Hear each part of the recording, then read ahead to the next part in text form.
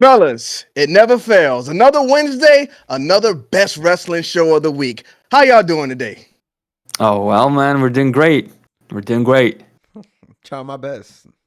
Trying your best? Yeah, All try right, my well, let's best. talk about this beautiful episode of AEW Dynamite. We started off with the return of MJF, who had a match with Roosh. Now, MJF was gone pretty much since last year at World's End, and this was his big match return. But, Kiddo, do you feel like this was big enough to be his big match return? Absolutely not. I mean, I remember us talking about it like, oh, when MJF returns, will he continue with Adam Cole? Will he get into the world picture? And if he doesn't do that, he should feud with someone important, maybe a blood feud, something crazy. And Roosh is unfortunately, he's not that guy. Like, there's no problem technically, when they go into the ring and do the body slams and the moves in the match. But the reason that they're fighting, I think it's just extremely weak, especially because Roosh just showed up on Dynamite. And we're expected to take him seriously and care about him fighting MJF when, MJF has a lot of unfinished business right now. And it's like, okay, you got 2 weeks to care about this match. And the segments were pretty much nothing either. But at the same time, I think they're just biding their time so they can do the Will Ospreay and MJF thing.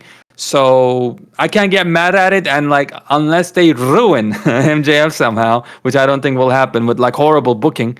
Again, don't think that's going to happen. I think MJF will be fine, but it's kind of like how, WWE has been after WrestleMania.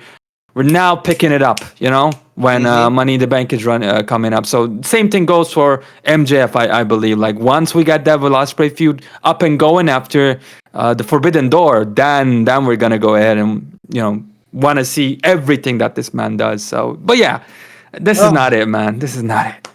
Yeah, you know what? And there was nothing wrong with the match. Personally, for me, I just think it's the build. I think MJF is such a big star, and with him coming back into the company, I think you got to have something big waiting for him. And unfortunately, this feud with Roosh was just not it. Now, apparently, Roosh was being built up on AEW Collision, but if you're going to have somebody go up against one of your biggest stars in the company, if not the biggest star, you want to have that wrestler building himself up on Dynamite, where the most people are watching. Because just bringing Roosh up on Wednesday, I've been here doing it up this whole time. Now MJF is me versus you. I'm like, well, where were you, my friend? And everybody says he's fighting on Collision. I just don't think enough people is watching Collision. And if you want to build up these big feuds, they have to happen on Dynamite.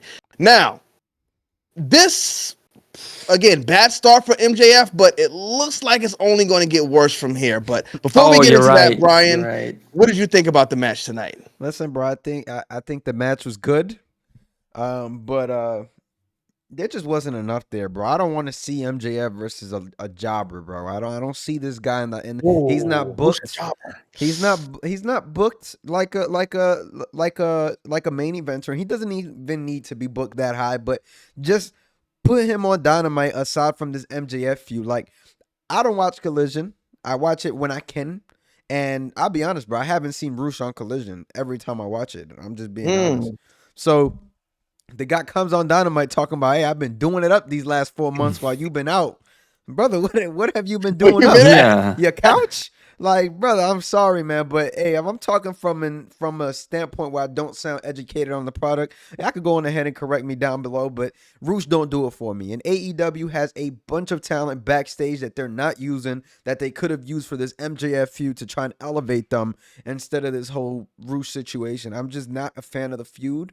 The match was cool. It was a good technical match, but we need more. And especially for a guy like MJF coming back 5 months after being injured, and this is what we get. So yeah, that's my biggest problem with it, man. If you would have thrown that in there, like, well, MJF is kind of building his way back up to the journey, but first feud back is like, bro, what a way to set the tone. Like that's just the way I feel about it. I think this was just a way to get him in there to have a match with a good wrestler. You know what? And if we moved forward to a bigger story after this, I would have been like, okay, cool, fine. Warm-up match. Now let's get MJF hot again. But we're going to the Gates of Agony. Is that their name?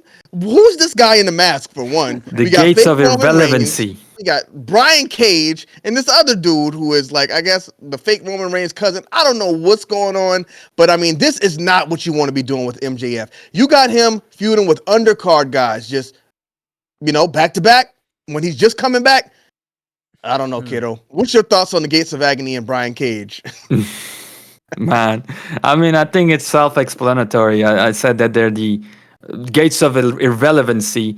This feels like, making Wardlow steamroll over MJF in 10 seconds and then putting him over to a feud with Smart Mark or whatever.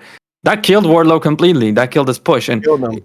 same thing would have happened to MJF, but the fact is MJF just by himself, if he didn't even have a match, just came out there and talked for a minute every single week, he would get over to a point where he's the main eventer in that company. So MJF himself is saving MJF, but this kind of booking would destroy anybody, man. This is your John Cena. This is your Roman Reigns, The Rock, coming back. And imagine The Rock feuding with, I don't know, like JD McDonough from the Judgment Day instead of going against Roman Reigns or Cody Rhodes. Like, this is what you're doing with, MJF right now, and we're not going to sit back and not mention that, man. This is, what the hell are you doing? Brian said it the best. You got billions of people backstage. Anybody more interesting, more intriguing to feud with MJF?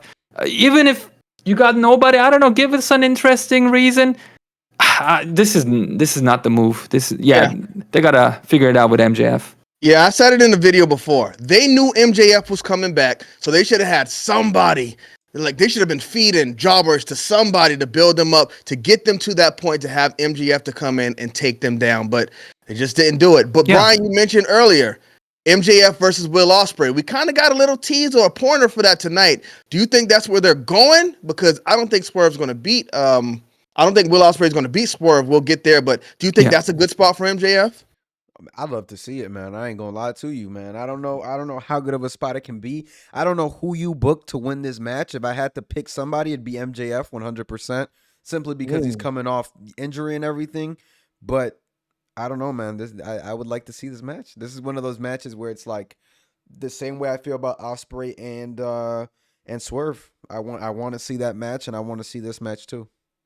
Well, that's interesting because you said you would book MJF to win. I think I would actually book Will Ospreay to win because if he's going to take that L to Swerve Strickland, I think Will Ospreay is kind of like you referred to MJF. I think he's kind of like your John Cena. I see Will Ospreay as a guy who could be the babyface that all the kids love. He's a superhero. He's got the fire on the mic. He can go in the ring. I think he can build himself up to be a superstar. What do you think, kiddo?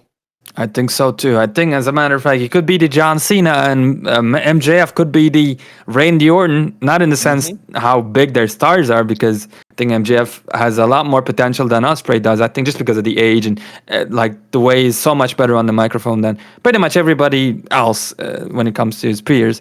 But man, he could, MJF could be the perfect heel to Will Ospreay's perfect babyface, and you can carry the company for a while with that too. I mean, going on feuds. So that's what I think, man. Actually, that's it.